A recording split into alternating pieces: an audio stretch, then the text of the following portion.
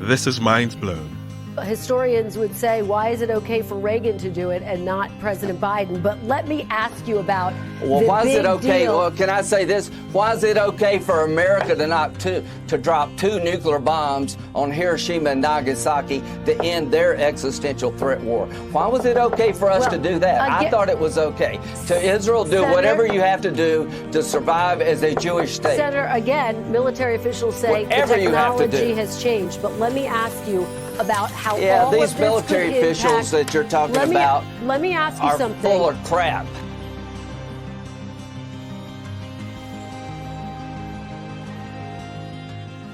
Hello, everybody. This is the Minds Blown podcast with your hosts. I am Vincent Antandi, and Olamide Samuel. And as you know, if you've been listening to us, we are the podcast that covers all things nuclear disarmament and peace related for those that don't have a PhD in international relations or physics. And so what we wanted to do today is cover a lot of things that are going on in the world in terms of nuclear threats and nuclear buildups and all of these kind of things that can be super scary, especially to somebody that doesn't kind of study this or is in this wheelhouse like we are on a day-to-day basis. Kind of break things down for our listeners. And one thing that has come up that I want to ask you about, Ola, is with Israel threatening to use nuclear weapons in Gaza, with Russia threatening to use nuclear weapons in Ukraine, you have North Korean threats. As we are speaking right now, I just read that Russia is going to start doing some exercises with non-strategic nuclear weapons, and then what should be the U.S.'s response. I also just read this morning about articles from deterrence experts talking about why we should build up our nuclear weapons capability because China's doing the same thing. And I say all this because I recently had put out a tweet that said that something to the effect of, I'm paraphrasing my own tweet here, that with all of these threats and everybody seeming not to be deterred by any of these nuclear weapon states, there's still attacks going on and people defending each other and so on and so forth. How can we say that this idea of deterrence is working? And that got a lot of backlash of people that are really into defending the idea of nuclear deterrence. So before we get into all that, again, for those listeners that they hear the word deterrence, maybe they read about it in a local newspaper, but they really have no idea what that means outside of maybe if you grew up in the 80s and you heard the phrase mutually assured destruction. Can you give us a breakdown of when somebody says deterrence, what that means, not so much in the, academic sense, but in a sense for those that are, not scholars in this and are trying to wrap their heads around this frightening time? I need to break it down for audience. And so what really is nuclear deterrence, right?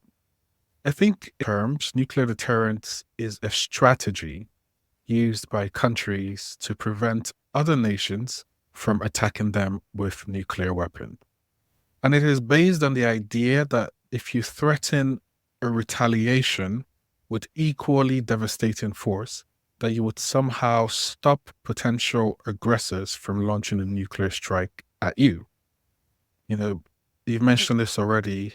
At the core of nuclear deterrence, there is this concept of mutually assured destruction, or MAD for short, or MAD. And this basically means that if one country were to launch a nuclear attack, the targeted nation would retaliate with its own nuclear arsenal, resulting in catastrophic consequences for both parties. Basically, it's a suicide mission to launch a nuclear weapon at a nuclear weapon state. And the logic... Okay. Oh, yeah, go for it. Oh, okay. So let's just stop there then. And so this idea that you're explaining is the idea that if you have, say, the United States that has nuclear weapons and Russia has nuclear weapons, the idea is one is too scared to launch them because the other country, the other nation state has them. And like you said, it would be suicide. There would be neither country that would be the end of the world. Exactly. Okay. That seems easy enough to understand. A super simple concept at its base. Over to you. Okay. But then what happens when you have, so for example, Israel that has nuclear weapons, that should on its face then, on this theory or strategy, stop an Iran from attacking them or hitting them back when they're hit by an attack. It would stop Hamas from doing what they did in October.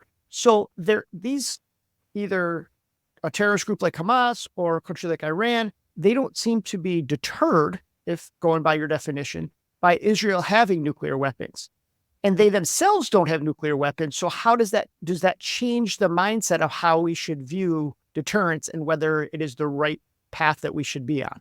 Oh, absolutely. In recent times, and actually what many international security theorists have somewhat chosen to overlook over a longer period of time, is that nuclear weapons can hardly deter anything other than a nuclear attack, right? So when you look at the example of Israel being attacked by Iran, being attacked by Hamas, they're being attacked by either state or non-state parties that don't have nuclear weapons. And so it's very difficult for them to justify a nuclear retaliation in response. But even if we look at, states that both have nuclear weapons and the potential for conflict between them, let's look at the US and Russia, for example, we find that these states would always find a way to launch attacks or to be aggressive towards each other below that nuclear threshold. So always seeking out ways to cause trouble for their adversary or their enemy, triggering a nuclear response. So deterrence might have played a part in stopping two nuclear weapon states from going to all-out nuclear war with each other, but it definitely opened up this whole tranche of activities using non-nuclear weapons to spur conflict. Is it fair to say, with the evidence that we've seen since the Cold War, since 1945, that possessing nuclear weapons, threatening to use nuclear weapons, this idea of deterrence has not been successful in deterring conventional weapons or attacks with conventional weapons? When we say conventional weapons, can you explain what we mean by that? Definitely, nuclear deterrence has not been successful in deterring conventional attacks.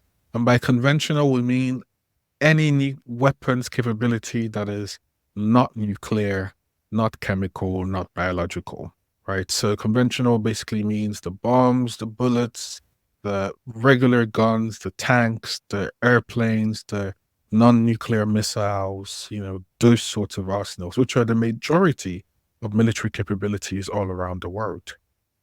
Here I am. I'm looking at the state of the world right now. And what if I'm looking at this and saying it's in my best interest? If I was the president of a nation, it seems like the way to stop then, if I was beholden, if I believed in this deterrence theory, then I should have my own nuclear arsenal. If Ukraine had nuclear weapons, Russia certainly wouldn't be doing this. Is the argument, is that the correct way to view it or the wrong way to view it? Funny enough, I would say in some ways that is the correct way to view it, but let's definitely explore this, right? The states that have nuclear weapons always drone on and on about how nuclear weapons guarantee their security, how nuclear weapons enable them to further their national security objectives and foreign policy objectives, how getting rid of nuclear weapons today would be irresponsible for them to do, especially if they do it unilaterally. Let's take their word for it. If nuclear weapons provide security for these few states, then it should provide security for every state, and all countries have a responsibility to acquire nuclear weapons. But then these same states are very anxious about what any other country would do with nuclear weapons. Let's imagine Iran having nuclear weapons today. As a matter of fact, the reason Iran is so central to international security discussions and debates is because they have said in the past that they might want to acquire nuclear weapons. All of a sudden, everyone is anxious about what an Iran will do. But what is the difference between a leader of Iran with their hands on a nuclear button and a leader of the United States? Surely they're both human and have rationality, right? They're not all just madmen lunatics, unless there is an undertone that we're missing, right? So based on the arguments for nuclear weapons, based on arguments that say that nuclear weapons provide stability, then every country in the world should have them. And there should not be the Non-Proliferation Treaty.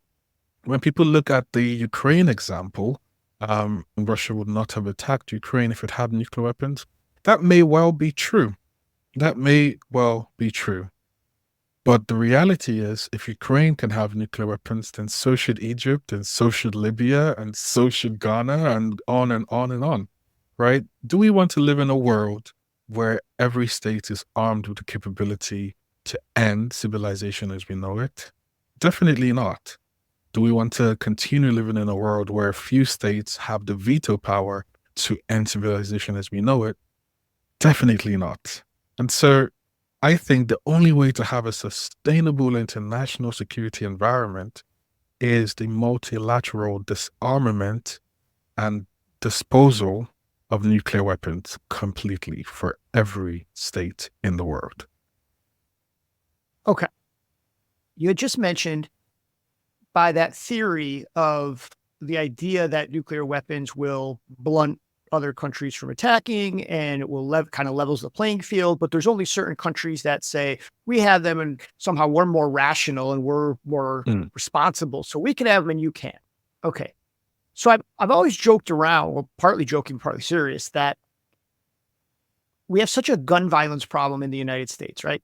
And I've always said, if we wanted to truly have gun legislation, what if everybody black just started carrying a gun out in public? There would probably be gun legislation in 2 seconds, right? We saw, we have an example of this. We saw this with the Black Panther Party. When the Black Panther Party were armed, it was a matter of seconds, it felt like, before the California legislature passed the Mulford bill to disarm the Black Panther Party. And so it's okay when there are, white racist militias that are carrying guns out in the open, marching with guns, etc.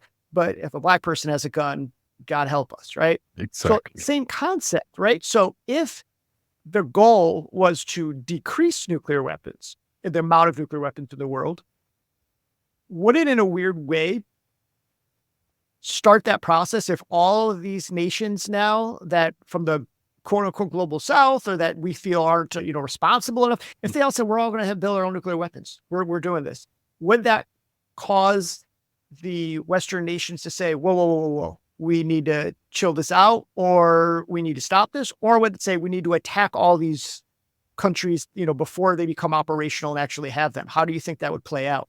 Oh, I think it's already playing out in a way. An example of the Black Panther Party, being militarized, they're having arms is a perfect example. The anxiety of countries really only peaks when the darker skinned nations express some sort of interest in acquiring a nuclear weapons capability.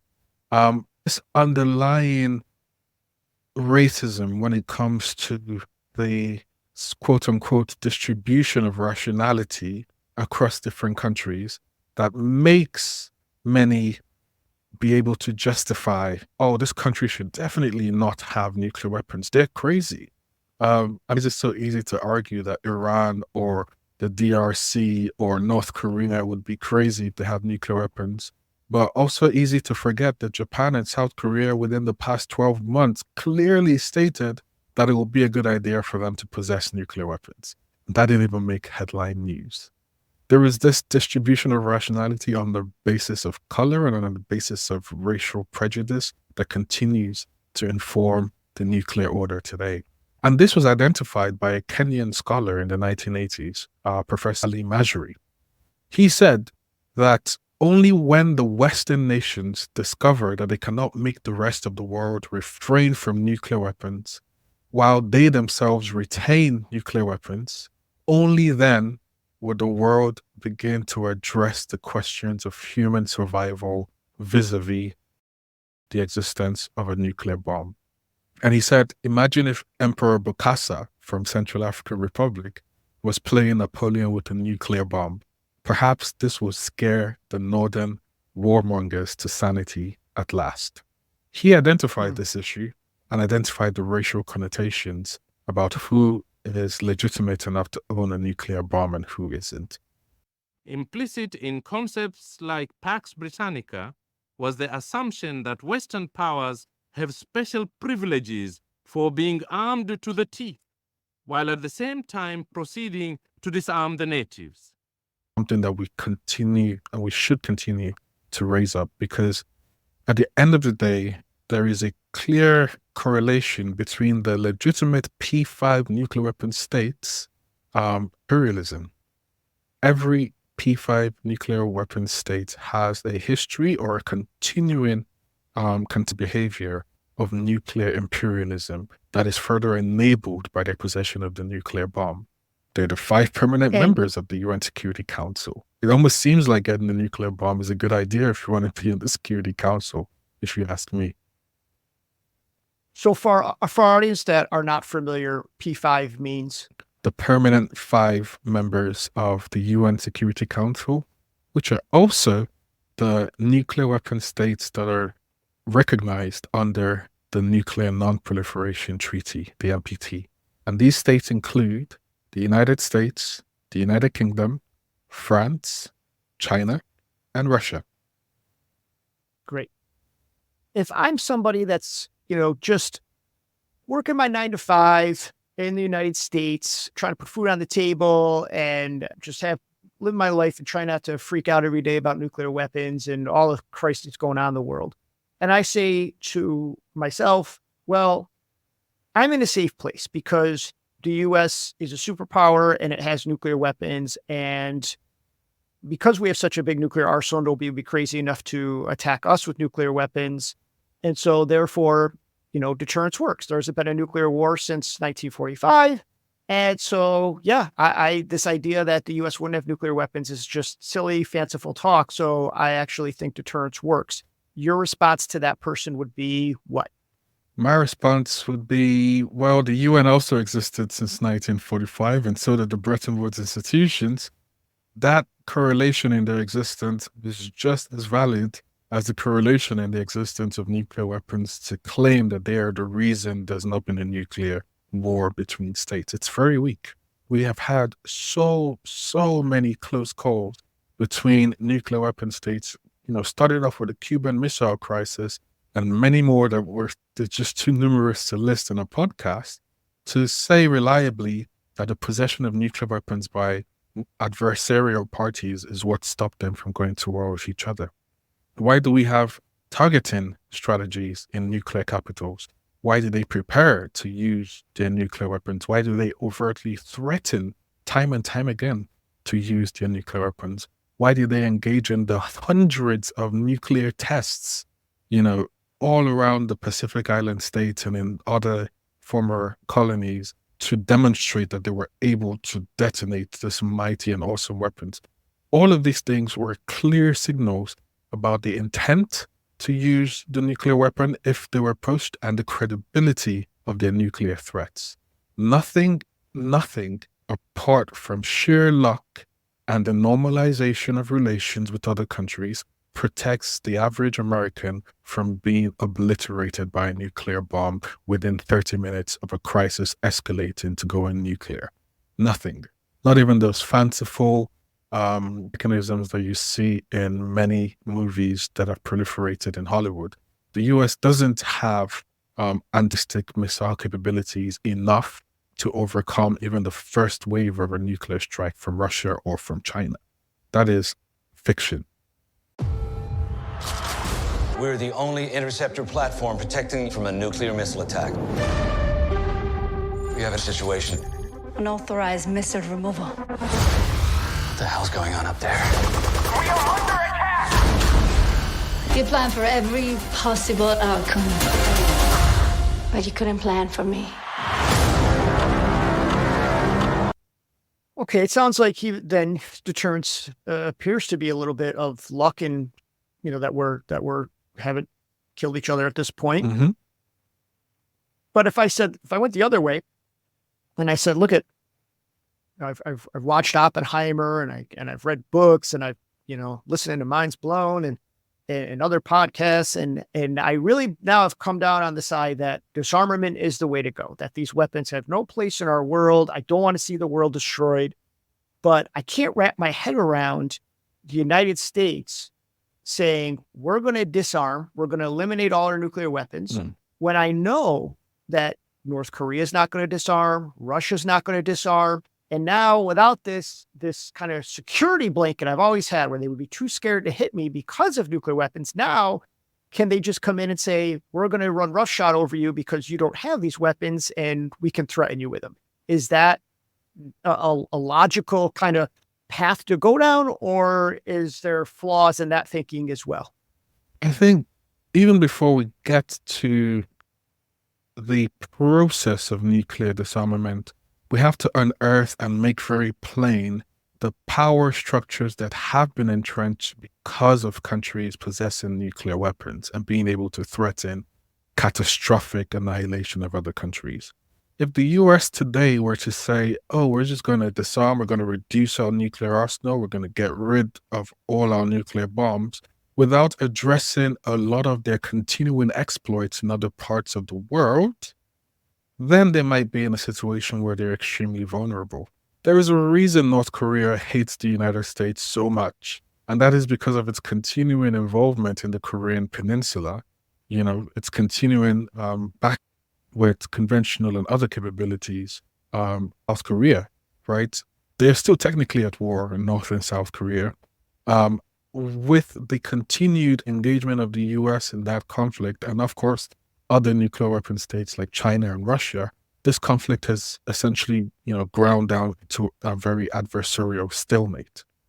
If we look at, Taiwan, for example, being a country that claims independence and has all of the hallmarks of an independent state, but still being under the thumb of China, you also see here that there are complexes where the US has entered into guarantees to protect Taiwan from Chinese that need to be addressed. There's so many of these complexes around the world, not only for the US to unravel, but for many of the nuclear weapon states to unravel, so that they can create a security environment where tensions are low enough that they can begin to withdraw their forces from these areas, especially because these areas are the flashpoints that cause tensions across nuclear weapon states. Yeah, there's another piece of this now that you're mentioning kind of how these things are all interrelated and it's not just, by itself siloed here, which is the idea of nuclear umbrellas, right? Yes. Which is that there are countries like Japan that don't have nuclear weapons, but the agreement kind of is that if they were to be attacked, they fall under our umbrella and we have their back, including with nuclear weapons. Yes. So if the US was to say, hey, we are going to start the process of disarmament, there'd be this argument of now you're not protecting allies now under this nuclear umbrella. Japan and other countries can be sitting ducks for other nations to go in to, attack. And so therefore it is not the right thing to do because, we shouldn't just leave our allies kind of out in the lurch and, and have them at risk. What say you? The right thing to do would be to address the underlying security concerns, including with those countries that the US's allies perceive as threats. And this is something that was always in its infancy stage, this sort of discussion. I mean, the US and Russia have engaged in arms control, nuclear arms control, for the better part of the past 30 years, right? They have gradually over time reduced their amount of, offensive nuclear weapons because they entered into dialogue with each other. Because they entered this dialogue, they were able to gradually unravel certain flashpoints. But then we've seen in the past 3-4 years only that the US and Russia have pretty much taken the hammer to every vestige of arms control that had some sort of stability between these two countries in the past, and are actually turning their backs on nuclear reductions and are now looking at ways to expand their arsenals and looking for ways to achieve nuclear supremacy. So I think, nuclear disarmament has to happen as a concert of nuclear weapon states gradually reducing flashpoints and also reducing their need to have so many nuclear weapons and have them targeted at each other. And that is the way that nuclear disarmament is most feasibly likely to happen. But none of this will happen unless there is a fundamental change of mind and psyche that is so wedded to the idea of superpowerism, which is a word I've just made up here. This idea of being an imperial power that has a say in the far-reaching corners of the world and has a say in how those places different, who can lead what country and under what political system. So disarmament is feasible, has to be in concert, but it also has to be based on a realistic assessment of the flashpoints in the world today and a realistic, credible political push to address these issues. Okay, but there are various times in our history where leaders, even though they were, the countries were perceived to be as enemies or on opposite side of the political aisle, whatever, there were times when these leaders would still talk to each other about these issues. So you had Khrushchev and Kennedy talking to one another. You had Gorbachev and Reagan talking to one another. Even the Iran nuclear deal was being diplomatically, talked to. You were trying to figure out that agreement. But today, if the U.S. were to say, we want to sit at the table and talk about nuclear disarmament with Kim Jong-un, with the Chinese leadership, if Putin, do we really think do we think these leaders would come to the table and actually talk about these things? Or we say, look, if Putin's Putin, there's no way he's going to sit down and, want to talk about nuclear disarmament. So we're just at a different time and therefore we shouldn't even talk about disarmament. Do you think that's a reasonable assessment or no? I think the reluctance of many people, especially those that have the ears of policymakers, to even engage in dialogue, I think it is just remarkably stupid, if I'm being honest. Leaders have to talk with one another and have to have continuous dialogue because opportunities arise, and these opportunities are fast moving. They arise where there is a chance for states to enter into a specific agreement that reduces tensions in one area. But none of these opportunities can ever be identified or taken advantage of if there's no dialogue. During the Trump presidency, especially given how crazy Trump was, there was still a time when he tried to reinstigate some sort of dialogue with North Korea. The denuclearization dialogue, we probably have forgotten about this now because, many other things have happened since then. But there was an opportunity there. In the United States, Putin was leader when certain strategic offensive limitation treaties were negotiated and upheld. It's still the same human being. There were still tensions in the air when these treaties were negotiated. But today, I sense that many policymakers look at the engagement in dialogue as some sort of reward in itself. It's like, oh, you be good and then we can talk to you. That is absolute BS. Vice President Biden, you've said you wouldn't meet with Kim Jong-un without preconditions. Are there any conditions under which you would meet with him? On the condition that he would agree that he would be drawing down his nuclear capacity to get the Korean Peninsula should be nuclear-free zone.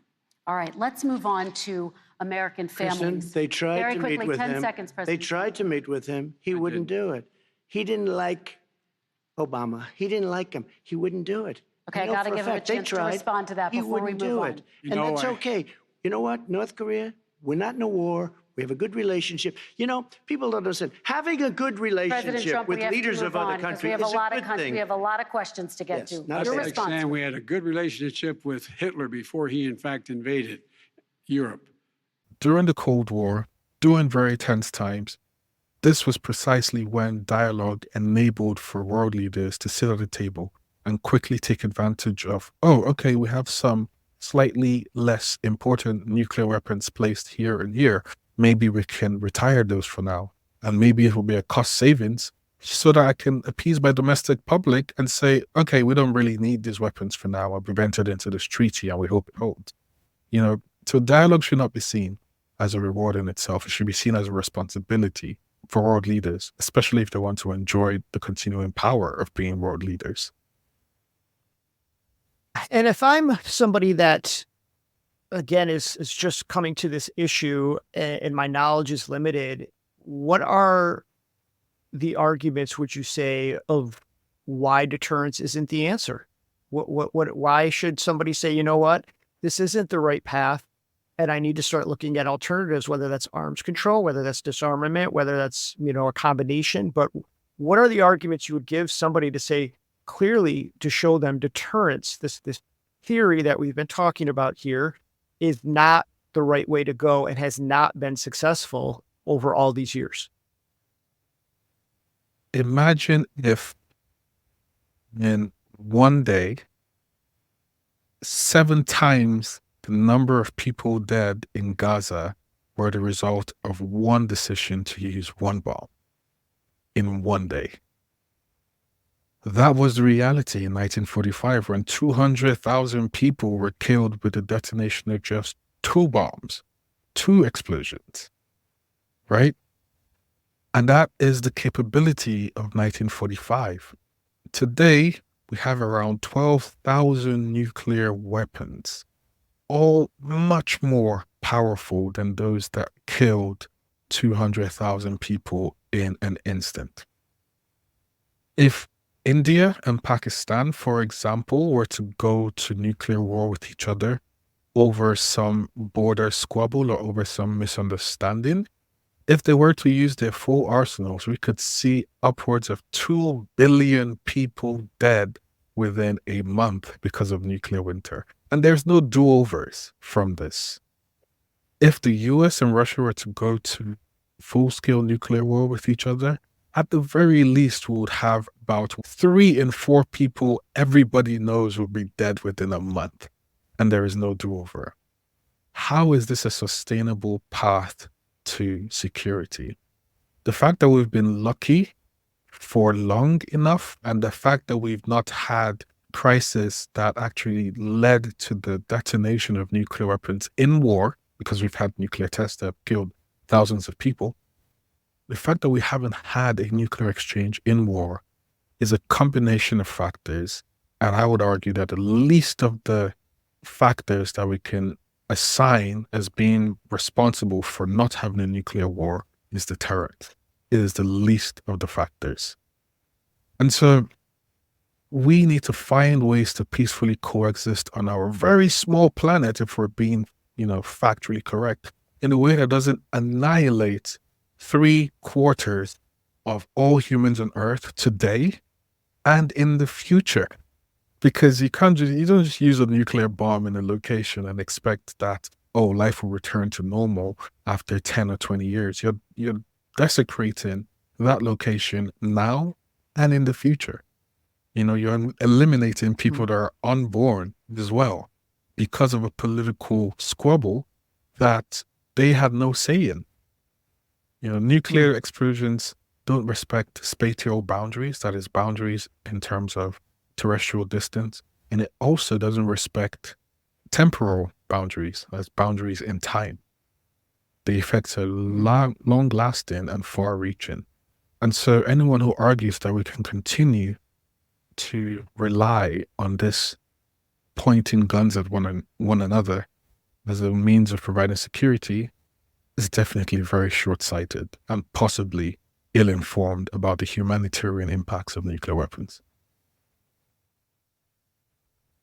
Okay, so if we take what you've given us so far and somebody says, listen to this, okay, you've convinced me that deterrence just isn't the right path here. It hasn't worked. It's been luck and other factors. And this is not something I'm willing to be okay with, having all these weapons that could annihilate civilization on the planet.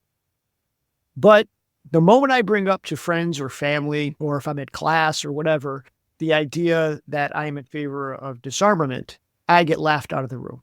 I'm an ideologue, I'm a hippie, I'm somebody that's a dreamer, but I don't live in the real world because disarmament's never going to happen. What are the arguments that somebody, again, who is not going to be able to just argue in the weeds and pull statistics out of their heads in 2 seconds because they haven't done it for decades, what can they say? What can they fall back on to kind of strengthen their argument that, yeah, disarmament is actually the right way forward? I think there's many ways. One statistic that everyone should be able to remember in any argument, and they can always back it up because we have our mobile phones and you can Google that, right? One statistic they can always pull out the hat is, okay, so you're arguing for 3 out of every 4 people you know to die within a month of some political crisis that you have little to do with escalating into a nuclear war. Is that funny to you? Family of 4. I'm guessing if you're going to choose yourself as the person that survives a nuclear holocaust, then everyone else in your family is gone, right? 3/4 should be the mantra. 3/4. Another easy statistic to remember is 30 minutes, right? Because that is the average time for most intercontinental ballistic missiles from launch to destination. Matter of fact, it's much shorter than 30 minutes, but the 30 minutes, encompasses some of the crisis points and the decision to actually press the button to launch the bomb.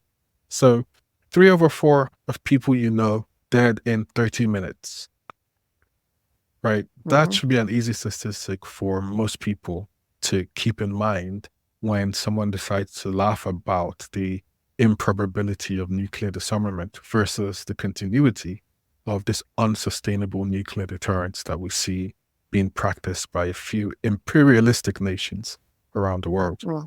And, I'm just going to add this for good measure in terms of political sea change and the ability to cause political change. I'm based in the UK, although I'm Nigerian, and I was in Africa for most of last week, just for me to return and see that the Conservatives have lost half of their, male and representatives all across the United Kingdom. The Conservative Party have been a stronghold for the past 14 years.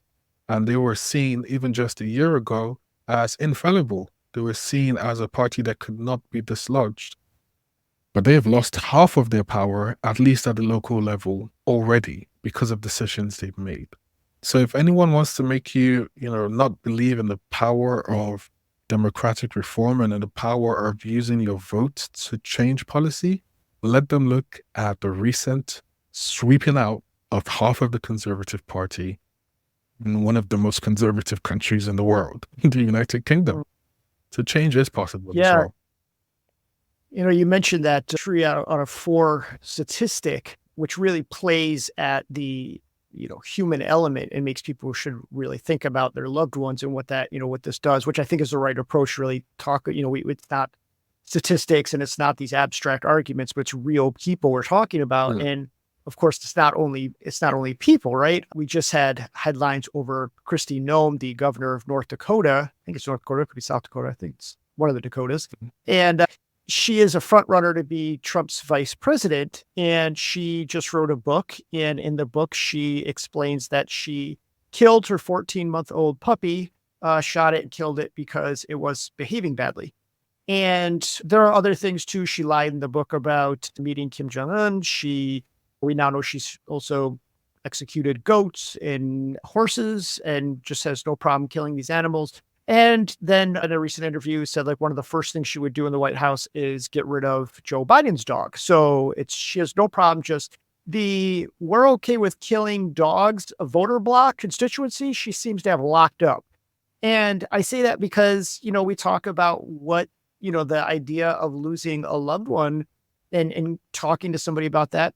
Let's talk about how many of your pets would be destroyed as a result of nuclear war. Livestock would be destroyed. Those you have to kind of sometimes tailor your message or how your conversations to specific people. There's not just one message in that regard. Absolutely. And we're seeing also, it all kind of connects because we're seeing all of these campus protests in the United States and indeed starting to spread all over the world over these endowments and over these schools divesting from Israel and in the military industrial complex and all of these things. And, there is a connection there. We see how many of these universities are invested in companies that make nuclear weapons, or they're getting, they'll proudly announce that they're getting money from these companies to set up R&D and different, programs in their school.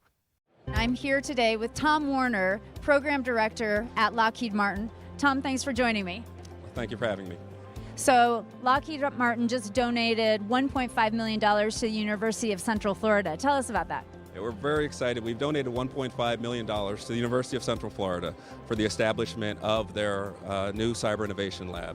It's going to be a great partnership between Lockheed Martin and the university, not only for the workforce development, that will occur, our ability for mentoring, our ability for internships and partnerships, and just really, it's really about creating the workforce of tomorrow. And so that's another piece of how this is connected is, how we're churning out students and how that's, what they're learning in these schools. Is there strings attached, what their school represents? And that brings me to when we think about nuclear weapons and this issue of deterrence, it's almost like when I think about, how many years in the United States you had a slave system.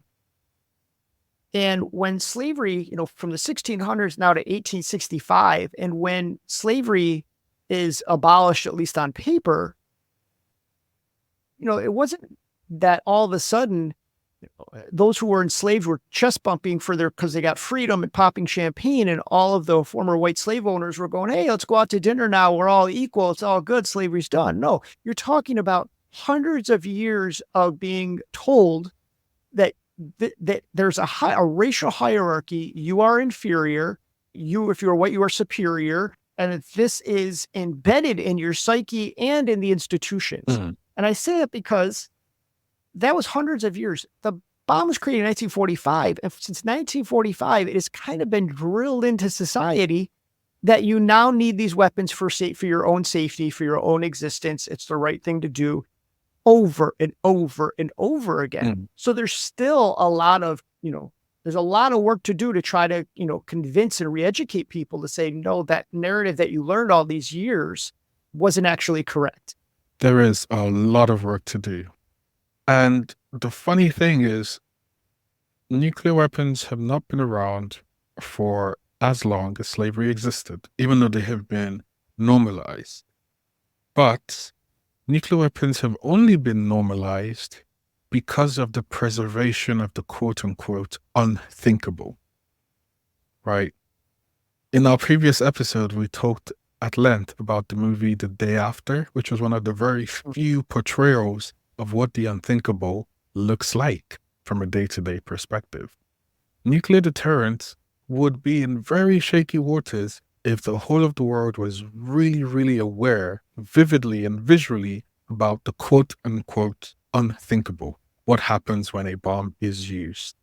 We seem to have, as a species, we have become comfortable with blocking out that part of our imagination and thinking about what happens when a bomb is used. We're like, oh, it's never going to be used. It's like, then what are they there for? What are the threats for, right? And so I think part of the re-education that needs to happen is people need to see, as realistically as possible, what happens when a nuclear bomb is used. And I think this is where the responsibility of filmmakers, of documentary makers comes into play, because they can, using the data available to them, visually illustrate what a nuclear weapons use looks like for, a regular person. Yeah. I mean, it also brings me to the difference with climate change, right? That climate change is, I often say, much more tangible. So we say, why are people so, out there for climate change and realize the dangers, but not nuclear weapons? And again, it's because we can see the storms, we can see the weather patterns, we can see what it does in all of these ways. You can see the plastic floating in the sea, you can see these things and you can also, I think, do something, that having that agency. So somebody that's listening and saying, I want to do something about this, I just don't know what, because I can, at least with climate change, whether it's effective or not in any way, but I can recycle and I can look at, how much energy I use, and I can be conscious of my transportation, and I can, there's all these things that you can physically do to say, look, I'm doing the best I can to save the planet. But with nuclear weapons, I'm not really sure what to do, because it seems so gargantuan and so abstract and so technical. And I don't think I can get through to a politician or somebody to disarm. So, that's what do you think is the best path for somebody that realizes and is learning, with everything going on now, that, okay, I need to do something. It's where I want to put my energy, but I'm not sure really what to do. Is it with the treaty on the prohibition of nuclear weapons and backing that up, which is you can explain and talk about. Is it through divestment, the same kind of thing we're seeing on college campuses? Is it somewhere, there's not one thing, there's a combination, but what do you think is there a right path if we're trying to achieve this disarmament that you would say you would advocate for? I would definitely say that as tangible as climate change is, you just need to extrapolate a little bit more on some of the tangible, visible impacts of climate change to understand what would most likely happen. Nuclear weapons. We are talking about keeping the world below 1.5 degrees Celsius of warming and 2 degrees. And we are talking about all of these very complicated financial packages that need to be negotiated by richer states to poorer states to improve their resilience to climate change and all of that. It seems to me that these are highly technical solutions and very high technical problem trying to solve with climate change. With nuclear weapons connected to climate change, all we have to think about is everything you have worked for in the climate change movement can be completely and irreversibly disrupted in 30 minutes with one mad person pushing one button. Everything else goes out the window, right? Those people that are advocating for, mitigating climate change are worried about their future. They want a planet to live on that their kids and their grandkids would still have a decent existence, and have a sustainable future. None of that is possible if we have full-scale nuclear war. You can forget about kids. You can forget about living for a month, let alone having kids and grandkids, right? So, we need to understand the severity of this and also the speed at which disruption can happen if we need to motivate people to then take concrete action. The concrete action, and I would say this is very related to my example of the Conservative Party's loss in the UK, is many of the states that are democracies, modern democracies, are the ones that rely on nuclear deterrence. It's quite interesting. Political processes in most of the global south, these countries are usually seen as less democratic. They're usually seen as hostile to NGOs and to grassroots advocacy and whatnot. And so it's difficult to have political campaigns on an issue based on democracy. But guess what? These are the countries that have signed the Treaty on the Prohibition of Nuclear Weapons. These are the countries that have rejected nuclear weapons as a provider of security. And what is left are mostly Western democracies to catch on to this realization that much of the global South already has. And within Western democracies, there is the space to amplify grassroots movements and to put pressure on elected officials to say, what is your stance on nuclear weapons use as your foreign policy objectives if we were to elect you?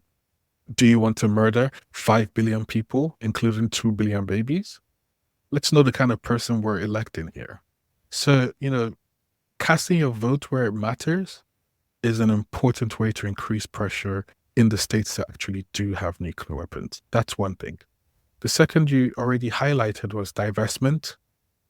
Does your bank have investment in nuclear weapons producing companies or in companies that produce components of nuclear weapons? Well, you can actually find out that data with the Divest from the Bomb campaign, which we'll link in the description wherever you podcast. You actually have a list of financial institutions, and they have been surveyed for their involvement in the nuclear weapons enterprise. Perhaps you can switch from those financial institutions to more sustainable ones, the same way we do when we're out shopping for products to see whether or not they are green friendly or not, right?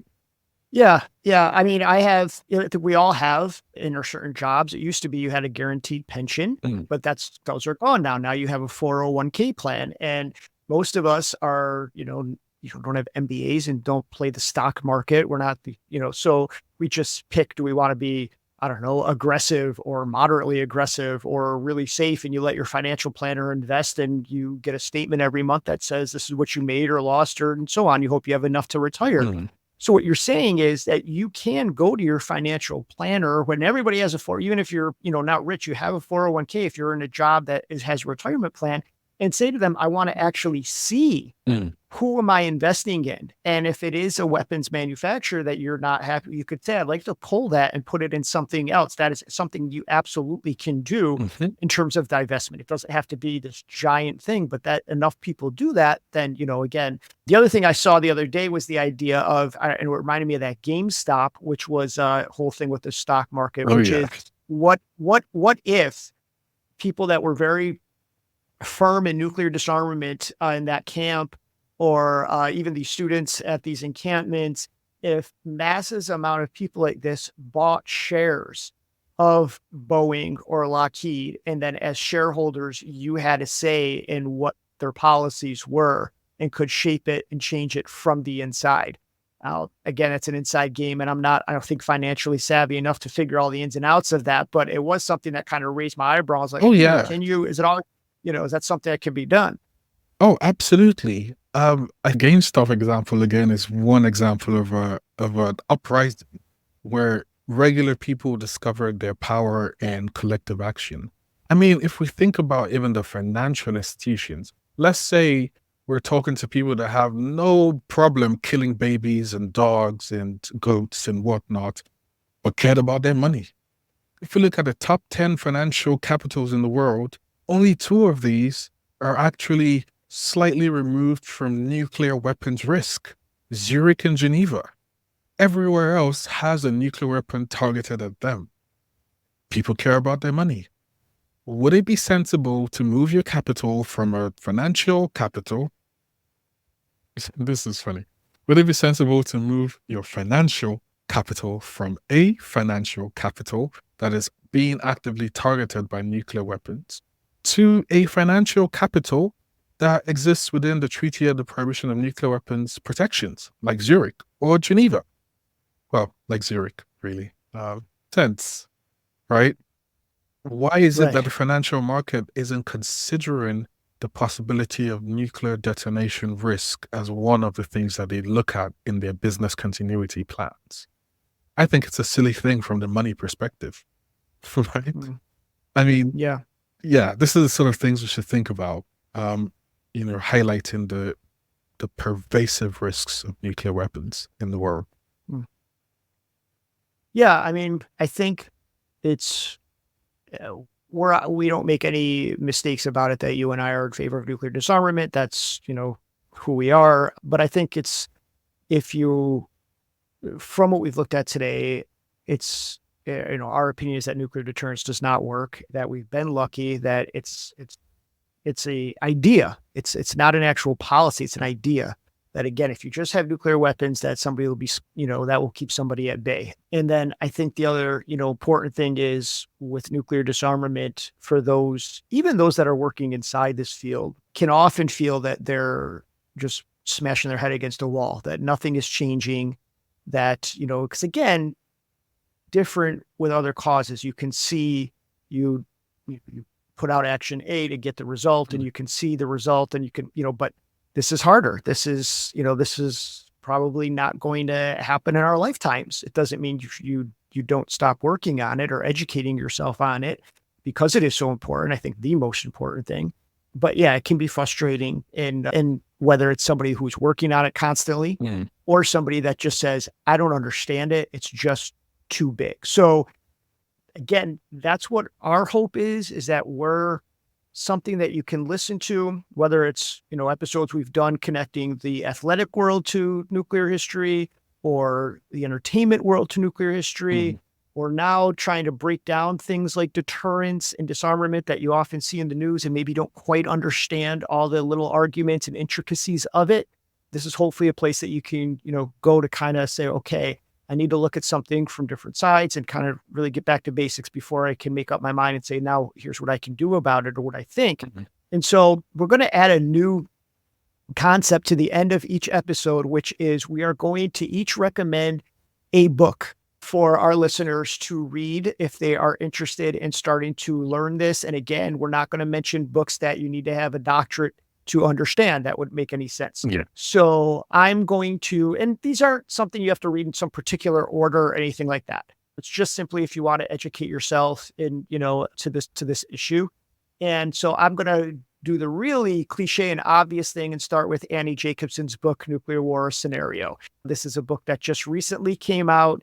It is been optioned for a film from the director of Dune. It's gotten a ton of play all over the place, and I would highly recommend it. In short, it is what happens when North Korea launches nuclear weapons at the United States and what unfolds. And it's impeccably researched. It's a very fast read.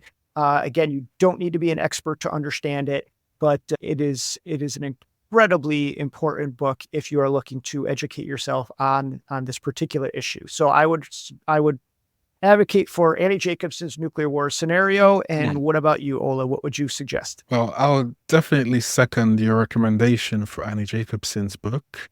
And because we discussed a little bit about what you can do and how change can happen in the international system, my recommendation is a book that has been out for about 2 or 3 years. And this book is called Banning the Bomb, Smashing the Patriarchy by Reeducating. It's a phenomenally accessible read, and it takes you into the halls of advocacy and the halls of diplomacy to see how regular people like you and me were able to push through change that created an international treaty that finally bans the bomb. Agreed. Ray is obviously a great friend of ours, and Ray has been on the front lines of this for a long time. And yeah, if you really want to understand the conversations and the role of civil society with the diplomatic side and just how those, it might seem like a slog, but how that change can really, those conversations and that work can really come out to have a real result, then yeah, I would recommend that too. 2 books, Annie Jacobsen's Nuclear War Scenario and Ray Atchison's Banning the Bomb, Smashing the Patriarchy. Highly suggest those 2. And for our next episode, we are going to go back a little bit in history now. And so again, if you're not familiar with it, or you only got the, 1 paragraph in your textbook when you were growing up, or we are going to revisit the decision to drop the bomb and what went into that. And we will give you a little bit of that history lesson for those of you that aren't too familiar with it. So thank you as always for listening. We apologize for being on a little bit of hiatus as Ola was traveling through Africa and got away from us a little bit, but we are back. And thank you again, as always, for listening. Thanks for all the support. Please hit that subscribe button. If you liked what you heard, give us a follow wherever you get your podcasts, and we will see you in the next episode. So thank you so much for listening. Until next time, see you soon. Bye.